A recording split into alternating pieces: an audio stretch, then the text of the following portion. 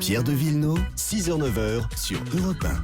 Allez, c'est l'heure du débrief de la matinale Les temps forts que vous avez entendu ce matin sur Europe 1. D'abord les célébrations pour la nouvelle année, la fête, mais aussi la menace terroriste. À Paris, l'ambiance était un peu particulière cette année, surtout dans certains quartiers. Voici le reportage d'Audevilliers à 8h sur Europe 1. Il y a un côté symbolique, c'est là où tout le monde fait la fête.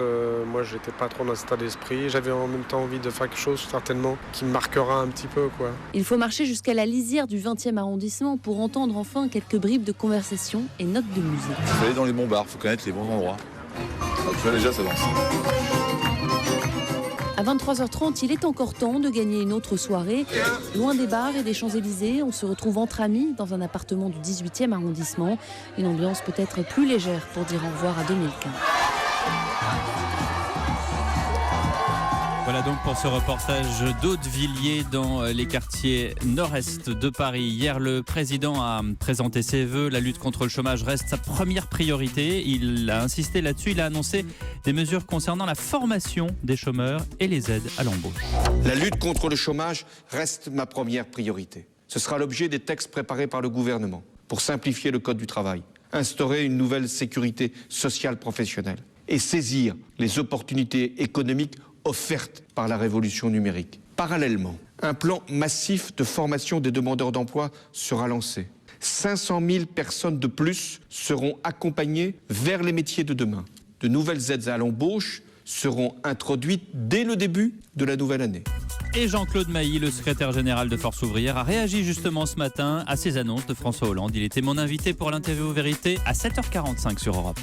Toutes ces mesures demandent à être complétées. Comment ça va être financé ? Pour le moment, on ne le sait pas. J'ai cru comprendre que l'État était prêt enfin à mettre un peu d'argent dans la formation des demandeurs d'emploi, ce qui est une nécessité. Alors, on aura plus d'explications cette semaine. Cette semaine, je dois rencontrer la ministre du Travail. Le 11 janvier, on verra le Premier ministre. Alors oui, de former plus les demandeurs d'emploi, personne ne peut être contre. Ça peut même être positif. Ceci étant, c'est pas parce qu'on les forme qu'il y a du travail derrière. L'année 2015 sera étudiée au lycée dans plusieurs années. Comment raconter les événements qui ont marqué cette année ? Quelles images choisir pour les manuels scolaires ? Réponse de l'historien Fabrice Dalméda au micro européen de Laure d'Autriche. C'était dans le journal de 8h.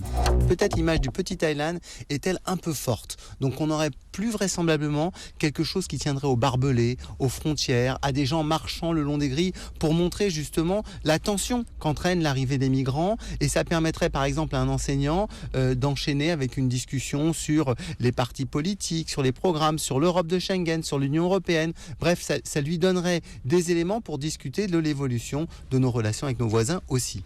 Et puis le départ du Dakar 2016, c'est dimanche depuis Buenos Aires, avec un participant très attendu cette année puisqu'il s'agit de Sébastien Loeb. Qu'en pense Gérard Fusy, ancien grand reporter d'Europe 1 ? Il était notre invité à 6h45. Que Sébastien Loeb participe à cette épreuve, eh bien, ça va attirer les regards parce qu'on va se dire comment un champion de rallye très fort dans son domaine va s'adapter. Est-ce qu'il va s'adapter assez vite par rapport à ceux qui sont peut-être moins bons intrinsèquement, mais qui ont la connaissance de cette vie rustique, de ces difficultés qui sont parfois autres que la conduite. Bon, mais ça c'est très intéressant. Je pense que Sébastien Loeb, c'est quelqu'un qui est capable, dès cette année, de faire une performance exceptionnelle. Voilà Gérard Fusy, ancien grand reporter d'Europe 1, qui avait couvert le Dakar dans les années 80. C'était le débrief de la matinale d'Europe 1.